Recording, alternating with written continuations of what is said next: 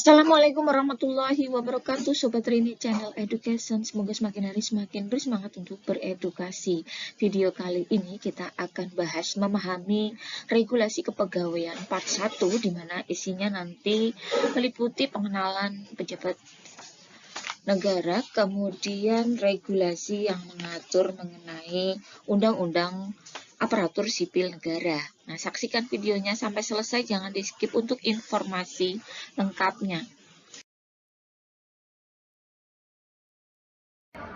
Halo teman-teman, bagaimana sih peran aparatur negara itu? Peran aparatur negara dalam menjalankan sistem pelayanan dan birokrasi di Indonesia adalah peran penting yang berpengaruh pada kemajuan negara. Kuatnya peran aparatur negara dalam mengatur negara sekaligus melayani masyarakat harus dibatasi oleh undang-undang ataupun dengan peraturan. Maka, regulasi mengenai aparatur negara dibuat dan disahkan dengan tujuan agar menciptakan dan membentuk aparatur negara yang profesional, bebas dari intervensi politik, bersih dari praktik korupsi, kolusi, dan nepotisme, mampu menyelenggarakan pelayanan publik bagi masyarakat, dan mampu menjalankan peran sebagai perekat persatuan dan kesatuan bangsa berdasarkan Pancasila dan Undang-Undang Dasar 1945. Sebagai salah satu contoh suasana saat rapat paripurna DPR RI merupakan salah satu inisiatif dari bagian administrasi kepegawaian yang ikut berkembang menyesuaikan zaman. Untuk mewujudkan data kepegawaian yang mutakhir di setiap instansi, maka peran teknologi tidak bisa dikesampingkan. Selain memperbarui teknologi, tentunya seorang administrator perlu memberikan pembinaan pada pegawainya mengenai penggunaan teknologi dan pemahaman mengenai kepegawaian. Mengenal pejabat dan instansi pengelola kepegawaian. 1. Presiden Republik Indonesia. Dalam Undang-Undang Nomor 25 Tahun 2014 tentang Aparatur Sipil Negara Pasal 25 disebutkan bahwa Presiden merupakan pemegang kekuasaan tertinggi dalam kebijakan, pembinaan profesi, dan manajemen aparatur sipil negara atau disingkat ASN. Tetapi Presiden juga dapat mendelegasikan sebagian kekuasaannya kepada pejabat atau instansi tertentu yang membantu Presiden dalam hal kepegawaian. Pendelegasian tugas ini dapat diberikan kepada 1. Kementerian yang mendelegasikan urusan pemerintahan di bidang pendayagunaan aparatur negara berkaitan dengan kewenangan perumusan dan penetapan kebijakan, koordinasi dan sinkronasi kebijakan, serta pengawasan asas dengan kebijakan ASN. 2. Komisi Aparatur Negara Sipil Negara berkaitan dengan kewenangan monitoring dan evaluasi pelaksanaan kebijakan dan manajemen ASN untuk menjamin perwujudan sistem merit serta pengawasan terhadap penerapan asas serta kode etik dan kode perilaku ASN. 3. Lembaga Administrasi Negara berkaitan dengan kewenangan penelitian, pengkajian kebijakan manajemen ASN, pembinaan dan penyelenggaraan pendidikan dan pelatihan ASN. Dan yang terakhir, Badan Kepegawaian Negara berkaitan dengan kewenangan penyelenggaraan manajemen ASN, pengawasan dan pengendalian pelaksanaan norma, standar, prosedur, dan kriteria manajemen ASN. 2. Menteri Pendayagunaan Aparatur Negara. Reformasi birokrasi.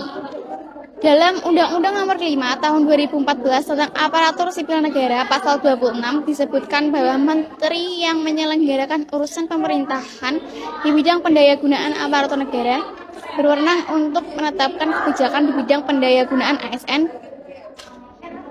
Dalam ini, menteri yang mendapat kewenangan tersebut adalah Menteri Pendayagunaan Aparatur Negara dan Reformasi Birokrasi. Kebijakan yang dikeluarkan oleh Menpan RB antara lain meliputi 1. Kebijakan reformasi birokrasi di bidang sumber daya manusia. 2. Kebijakan umum kepemimpinan provinsi ASN. 3. Kebijakan umum manajemen ASN. Klasifikasi jabatan ASN, standar kompetensi jabatan pegawai ASN, kebutuhan pegawai ASN secara nasional, skala penggajian, tunjangan pegawai ASN, dan sistem pensiun PNS. 4. Pemindahan PNS antar jabatan, antar daerah, dan antar instansi. 5. 5. Pertimbangan kepada Presiden dalam penindakan terhadap pejabat yang berwenang dan pejabat pembina kepegawaian atas penyimpanan sistem merit dalam penyelenggaraan manajemen ASN. 6. Penyusunan kebijakan rencana kebijakan KASN, LAN, dan BKN di bidang manajemen.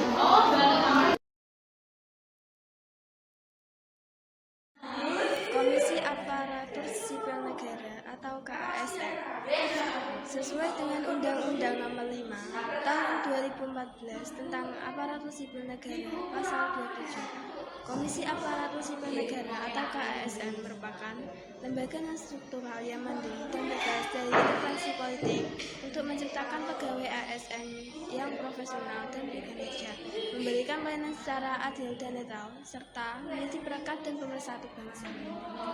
KASN berfungsi mengawasi pelaksanaan norma dasar, kode etik, dan kode perilaku ASN, serta penerapan sistem merit dalam kebijakan dan manajemen ASN pada instansi pemerintah. A. Tujuan dibentuknya KASN adalah sebagai berikut. Yang pertama, menjamin terwujudnya sistem merit dalam kebijakan dan manajemen ASN. Yang kedua, mewujudkan ASN yang profesional, berkinerja tinggi, sejahtera, dan berfungsi sebagai perangkat negara kesatuan Republik Indonesia. Yang ketiga, mendukung penyelenggaraan pemerintahan negara yang efektif, efisien, dan terbuka, serta bebas dari praktik korupsi, kolusi, dan nepotisme. Yang keempat, mewujudkan pegawai ASN yang netral dan tidak membedakan masyarakat yang dilayani berdasarkan suku, agama, ras, dan golongan. Yang kelima, menjamin terbentuknya profesi ASN yang dihormati pegawainya dan masyarakat. Yang keenam, mewujudkan ASN yang dinamis dan berbudaya pencapaian kinerja. B. Tugas. Sebagai lembaga non-struktural yang baru, KASN bertugas untuk: yang pertama, menjaga netralitas ASN. Yang kedua, melakukan pengawasan atas pembinaan profesi ASN.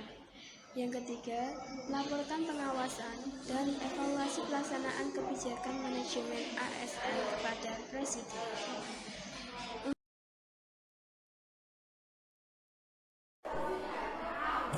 C. Wewenang. Kewenangan yang diberikan kepada KASN sesuai Undang-Undang Nomor 5 Tahun 2014 adalah sebagai berikut. 1.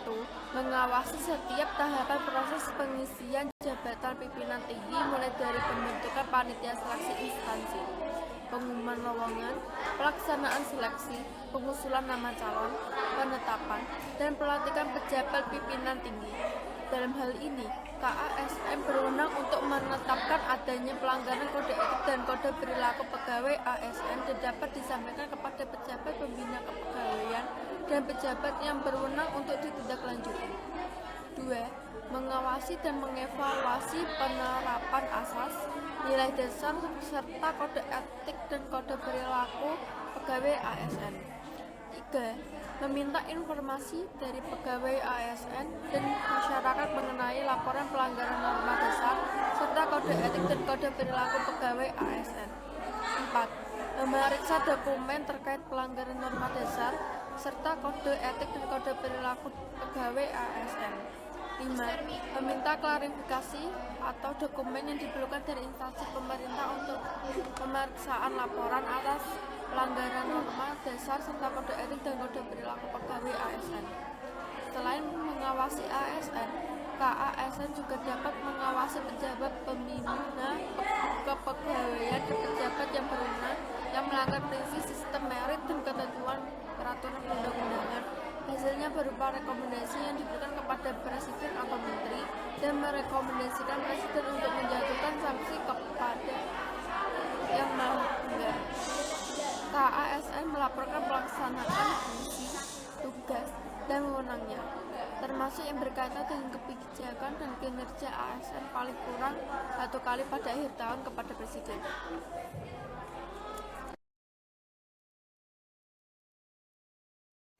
Setelah mempelajari materi mengenal pejabat dan instansi pengelola kepegawaian, maka saya akan membahas tentang permasalahan 2.1, yaitu sebagai berikut. Seorang pegawai negeri sipil diam-diam mengikuti agenda-agenda partai politik tertentu, meskipun dia bukan anggota partai politik tersebut. Suatu hari, pegawai negeri sipil tersebut didapati sedang menghadiri rapat internal anggota partai. Siapakah yang berwenang menetapkan pelanggaran yang dilakukan oleh pegawai negeri tersebut? Penyelesaian. Kewenangan yang diberikan kepada KASN sesuai Undang-Undang Nomor 5 Tahun 2014 adalah mengawasi setiap tahapan proses pengisian jabatan pimpinan tinggi mulai dari pembentukan panitia seleksi instansi, pengumuman lowongan, pelaksanaan seleksi, pengusulan nama calon, penetapan, dan pelantikan pejabat pimpinan tinggi. Dalam hal ini, KASN berwenang untuk menetapkan adanya pelanggaran kode etik dan kode perilaku pegawai ASN dan dapat disampaikan kepada pejabat pembina kepegawaian dan pejabat yang berwenang untuk ditindaklanjuti. Menurut pendapat saya setuju pada penyelesaian tersebut, karena permasalahan dan penyelesaian saling berhubungan.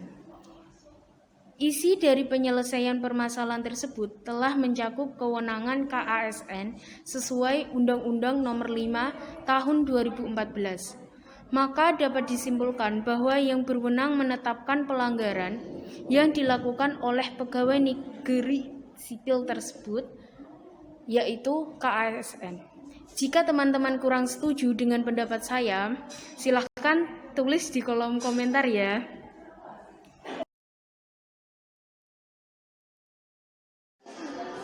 Oke, di sini saya akan membahas terkait permasalahan dan penyelesaian dengan pendapat saya pada permasalahan 2.2. Seseorang yang telah mengikuti seleksi CPNS akhirnya terpilih menjadi CPNS di kementerian yang ia harapkan. Sebagai CPNS yang baru saja menjalani masa percobaan, apakah CPNS tersebut perlu mempelajari peraturan maupun regulasi yang ditentukan oleh penjabat atau instansi yang berwenang? Bagaimana menurutmu?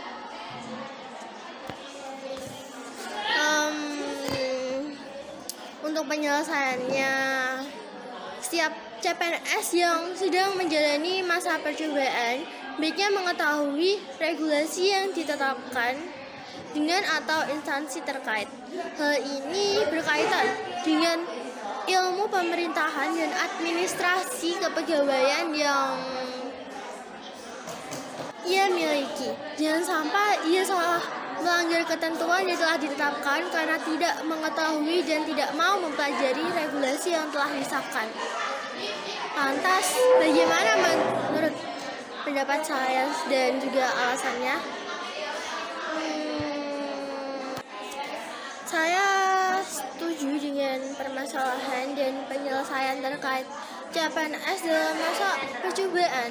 Perlu mempelajari peraturan maupun regulasi yang ditentukan oleh penjabat atau instansi yang berwenang, yang mana itu berkaitan dengan ilmu kepegawaian, pemerintahan dan administrasi kepegawaian. Alasannya itu karena sebagai CPNS, kementerian yang menjalani masa percobaan itu harus bisa memahami dan mengetahui peraturan ataupun regulasi yang ditetapkan dengan maksud agar tidak salah jalan dan melanggar ketentuan maupun regulasi yang ditetapkan. Nah, kalian punya pendapat sendiri nggak sih? Kalau ada, silahkan isi di kolom komentar ya.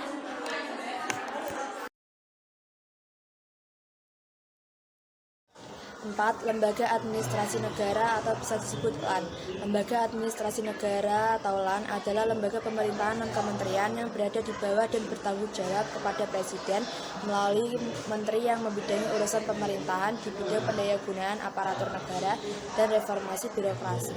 Fungsi dan tugas dari LAN diatur dalam Undang-Undang Nomor 5 Tahun 2014. A. Fungsi dan tugas. Fungsi-fungsi dari LAN antara lain: 1. Pengembangan standar kualitas pendidikan dan pelatihan pegawai ASN. 2. Pembinaan pendidikan dan pelatihan kompetensi manajerial pegawai ASN. 3. Penyelenggaraan pendidikan dan pelatihan kompetensi manajerial pegawai ASN baik secara sendiri maupun bersama-sama lembaga pendidikan dan pelatihan lainnya. 4. Pengkajian terkait dengan kebijakan dan manajemen ASN. 5. Melakukan akreditasi lembaga pendidikan dan pelatihan pegawai ASN baik sendiri maupun bersama lembaga pemerintahan lainnya. Sementara itu, tugas-tugas yang diberikan kepada LAN antara lain: 1. Meneliti, mengkaji, dan melakukan inovasi manajemen ASN sesuai dengan kebutuhan kebijakan. 2. Membina dan menyelenggarakan pendidikan dan pelatihan pegawai ASN berbasis kompetensi. 3. Merencanakan dan mengawasi kebutuhan pendidikan dan pelatihan pegawai ASN secara nasional. 4. Menyusun standar dan pedoman penyelenggaraan dan pelaksanaan pendidikan, pelatihan teknis fungsional dan penjenjangan tertentu, serta pemberian akreditasi dan sertifikasi di bidangnya dengan melibatkan kementerian dan lembaga terkait. 5. Memberikan sertifikasi kelulusan peserta pendidikan dan pelatihan penjenjangan. 6. Membina dan menyelenggarakan pendidikan dan pelatihan analisis kebijakan publik. 7. Membina jabatan fungsional di bidang pendidikan dan pelatihan. B. Wewenang. Wewenang LAN diatur dalam Undang-Undang Nomor 5 Tahun 2014 antara lain: 1. Mencabut izin penyelenggaraan pendidikan dan latihan pegawai ASN yang melanggar Badan Kepegawaian Negara adalah lembaga pemerintah non-kementerian yang diberi kewenangan melakukan pembinaan dan penyelenggaraan manajemen ASN secara nasional. Adapun fungsi dari BKN yang sesuai dan tercantum dalam Peraturan Perundang-undangan Nomor 5 Tahun 2011, yaitu: 1. Pembinaan penyelenggaraan manajemen ASN. 2. Penyelenggaraan manajemen ASN dalam bidang pertimbangan teknis formasi, pengadaan, perpindahan antarinstansi, persetujuan kenaikan pangkat dan pensiun. Yang ketiga, penyimpanan informasi pegawai ASN yang telah dimutakhirkan oleh instansi pemerintah serta bertanggung jawab atas pengelolaan dan pengembangan sistem informasi ASN. Adapun tugas dari BKN yaitu: 1. Mengendalikan seleksi calon pegawai ASN. 2. Membina dan menyelenggarakan penilaian kompetensi serta mengevaluasi pelaksanaan penilaian kerja pegawai ASN oleh instansi pemerintah. Yang ketiga, membina jabatan fungsional di bidang kepegawaian. Yang keempat, mengelola dan mengembangkan sistem informasi kepegawaian ASN berbasis kompetensi didukung oleh sistem informasi, kearsipan yang komprehensif. Yang kelima, menyusun norma, standar, dan prosedur teknis pelaksanaan kebijakan manajemen ASN. Yang keenam, menyelenggarakan administrasi kepegawaian ASN. Yang ketujuh, mengawasi dan mengendalikan pelaksanaan norma, standar, dan prosedur manajemen kepegawaian ASN. Adapun wewenang dari BKN yaitu untuk mengawasi dan mengendalikan pelaksanaan norma, standar, prosedur, dan kriteria manajemen ASN.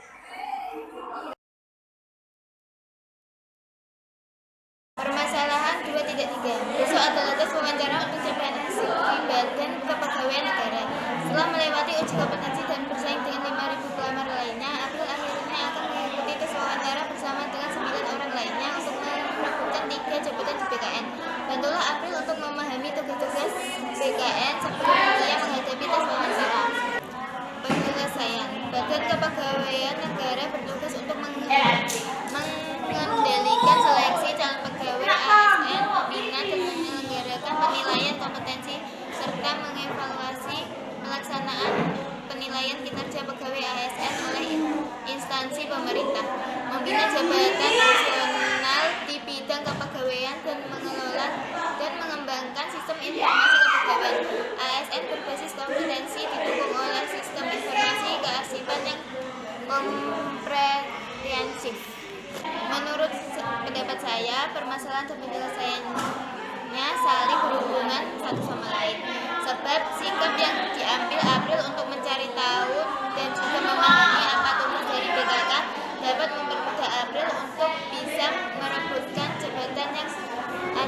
BKK.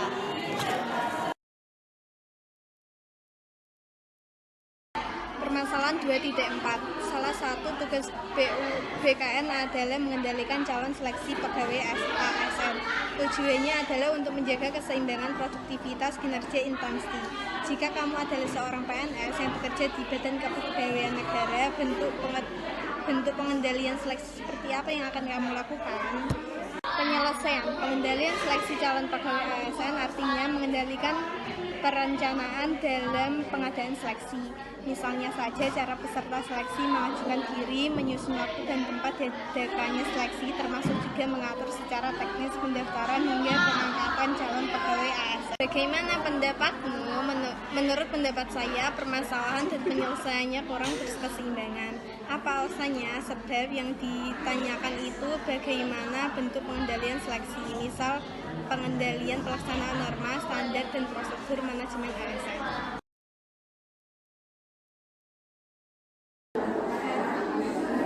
Memahami Undang-Undang Aparatur Negara.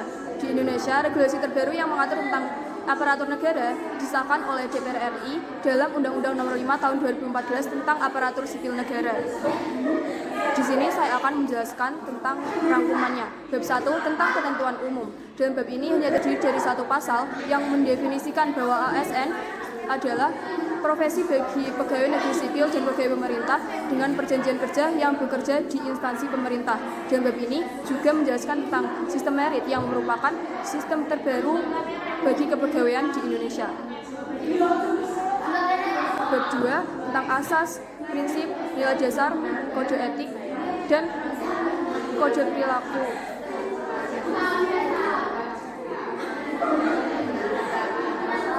Bab 2 tentang asas, prinsip dasar, kode etik, dan kode perilaku. Dalam bab ini terdiri dari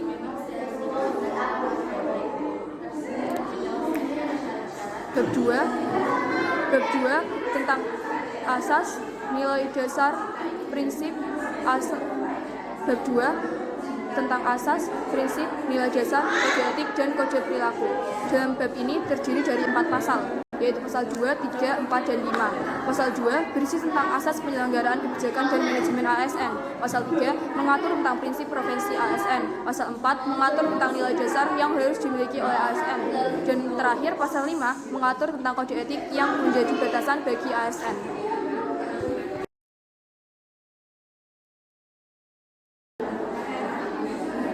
Memahami Undang-Undang Aparatur Negara.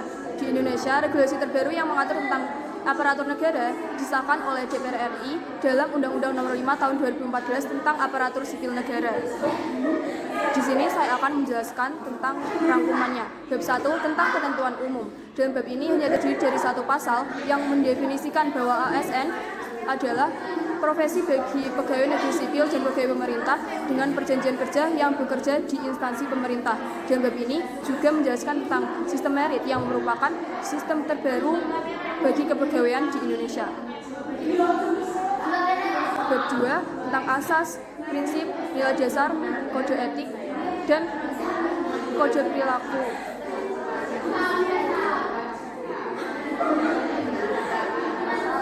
Bab 2 tentang asas, prinsip dasar, kode etik, dan kode perilaku. Dalam bab ini terdiri dari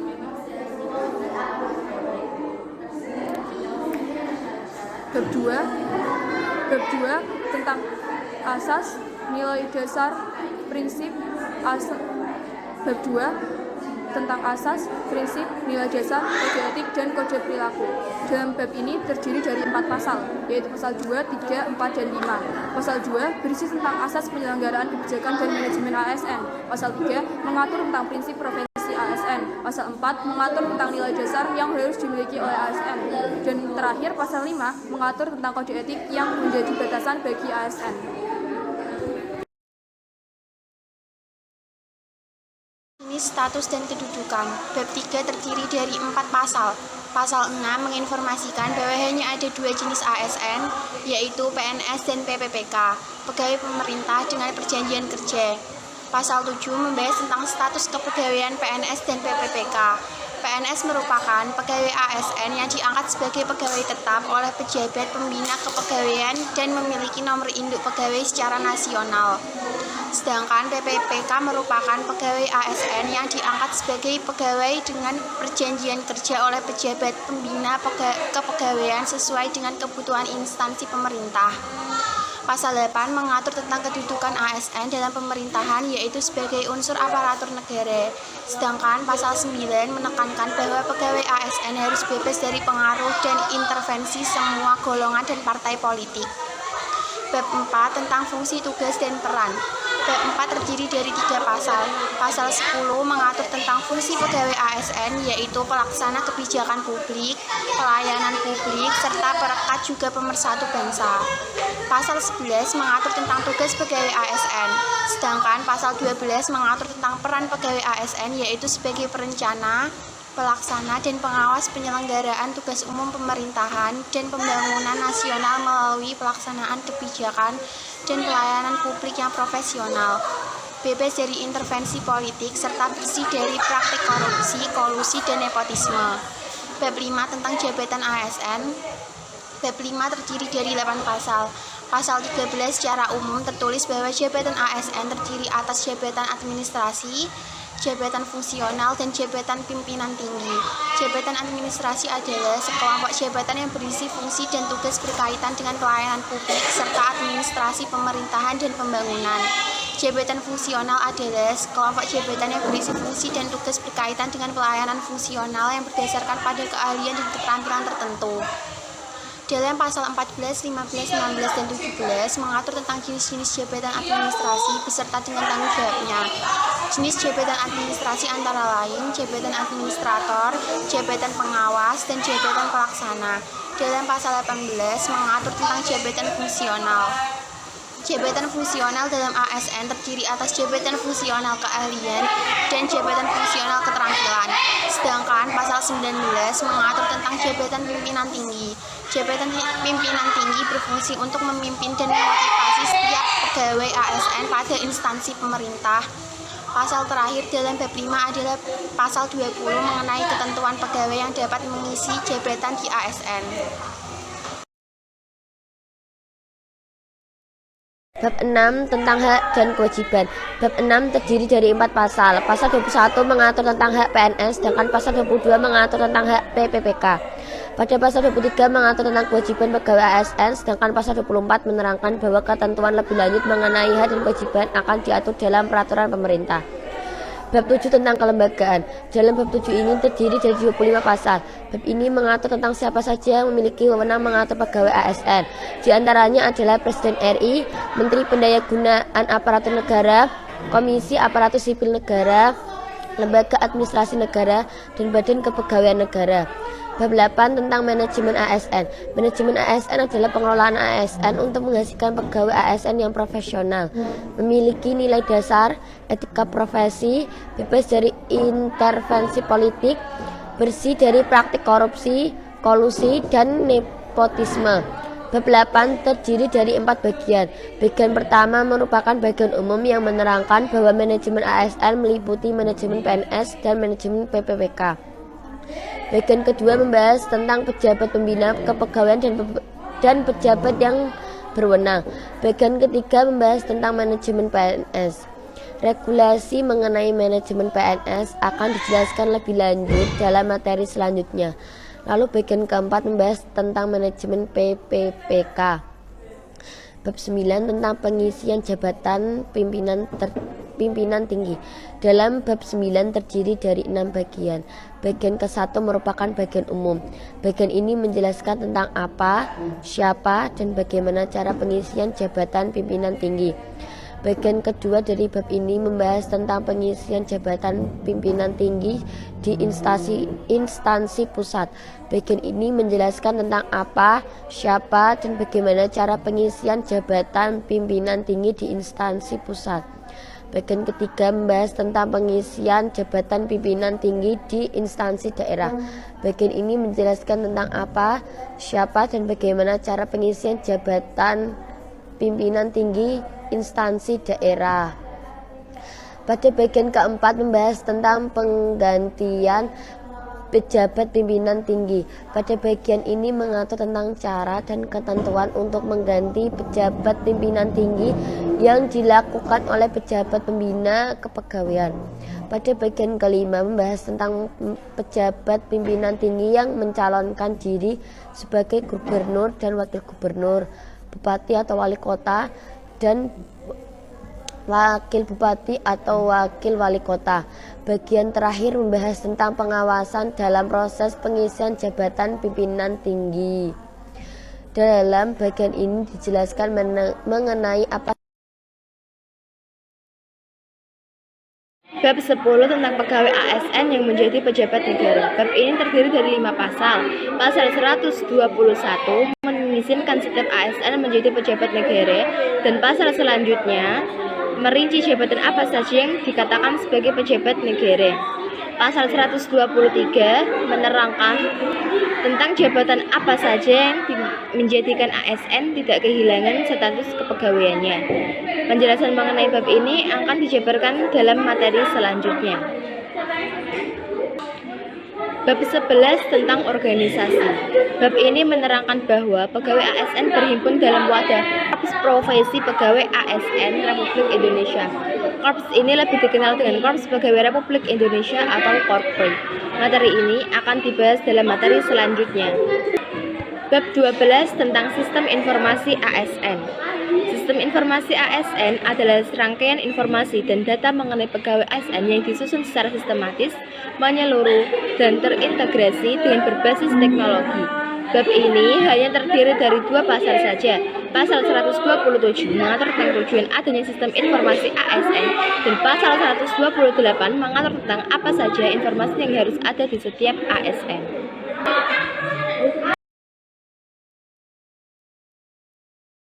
Bab 13 tentang penyelesaian sengketa. Bab ini membahas tentang hal yang dapat dilakukan apabila terjadi sengketa pada pegawai ASN. Sengketa pegawai ASN diselesaikan melalui upaya administratif. Yang dimaksud dengan upaya administratif terdiri dari keberatan dan banding administratif. Bab 14 tentang ketentuan peralihan. Bab ini mengatur tentang peralihan pada saat undang-undang ini berlaku. Disebutkan bahwa Undang-Undang Nomor 11 Tahun 1969 tentang pensiun pegawai dan pensiun janda atau duda pegawai dan peraturan pelaksanaannya tetap berlaku sampai ditetapkannya peraturan pelaksanaan, dan undang-undang ini yang mengatur mengenai program pensiun PNS. Dalam bab ini juga mengatur tentang penyetaraan yang terjadi dalam jabatan PNS. Bab 15 tentang ketentuan penutup. Dalam bab ini mengatur tentang regulasi apa saja yang secara resmi tidak berlaku lagi, dan perintah bagi pegawai pemerintahan untuk melaksanakan secara nasional sistem informasi ASN dalam pasal 127 dan pasal 128 paling lama tahun 2015. Peraturan pelaksanaan dari undang-undang ini harus ditetapkan paling lama 2 tahun dihitung sejak undang-undang ini diundangkan. Kesalahan 2.5. Seorang PNS berusia 55 tahun memiliki prestasi dan rekam jejak pekerjaan yang baik. Ia juga merupakan lulusan magister dari luar negeri. Suatu ketika ia diutus oleh Menteri Luar Negeri untuk menjadi duta besar di negara sahabat. Ia ditunjuk menjadi duta besar Republik Indonesia dalam jangka 2 tahun. Setelah jangka 2 tahun, ia kembali ke Indonesia. Bagaimana dengan status kepegawaiannya? Penyelesaian. Dalam Undang-Undang ASN Bab 10 Pasal 123 Ayat 1 disebutkan bahwa pegawai ASN dari PNS yang diangkat menjadi Kepala Perwakilan Republik Indonesia di luar negeri yang berkedudukan sebagai duta besar luar biasa dan berkuasa penuh diberhentikan sementara dari jabatannya dan tidak kehilangan status sebagai PNS. Masih di pasal 173 ayat 2 disebutkan bahwa pegawai ASN dari PNS yang tidak menjabat lagi sebagai pejabat negara sebagaimana dimaksud pada ayat 1 diaktifkan kembali sebagai PNS. Dalam pasal selanjutnya, pasal 174 ayat 1, disebutkan bahwa PNS yang tidak menjabat lagi sebagai pejabat negara dapat menduduki jabatan pimpinan tinggi, jabatan administrasi, atau jabatan fungsional sepanjang tersedia lowongan jabatan. Di ayat 2 disebutkan bila tidak tersedia lowongan jabatan dalam waktu paling lama 2 tahun, PNS yang bersangkutan diberhentikan dengan hormat. Menurut pendapat saya, permasalahan dan penyelesaian tentang pegawai PNS ini saling berhubungan. Alasannya karena pegawai PNS yang berkedudukan sebagai duta besar luar biasa dan berkuasa penuh diberhentikan sementara dari jabatannya dan tidak kehilangan status sebagai PNS. Dan bila tidak tersedia lowongan jabatan dalam jangka waktu paling lambat 2 tahun, PNS yang bersangkutan diberhentikan dengan hormat. Permasalahan 2.6. Seorang pegawai yang bekerja di Badan Kepegawaian Negara akan memasukkan beberapa informasi data kepegawaian sebagai syarat dilakukannya sistem informasi ASN. Berdasarkan Undang-Undang ASN tahun 2014, informasi apa sajakah yang harus dimasukkan oleh pegawai tersebut? Penyelesaiannya dalam bab 12 pasal 127 disebutkan bahwa sistem informasi ASN diperlukan untuk menjamin efisiensi, efektivitas, dan akurasi pengambilan keputusan dalam manajemen ASN. Pasal 128 ayat 2 memuat data pegawai ASN yang harus ada, yaitu data riwayat hidup, data pendidikan formal dan non-formal, riwayat jabatan dan kepangkatan, riwayat penghargaan, riwayat tanda jasa atau tanda kehormatan, riwayat pengalaman berorganisasi, riwayat gaji, riwayat pendidikan dan pelatihan, daftar penilaian prestasi kerja, dan surat keputusan serta kompetensi.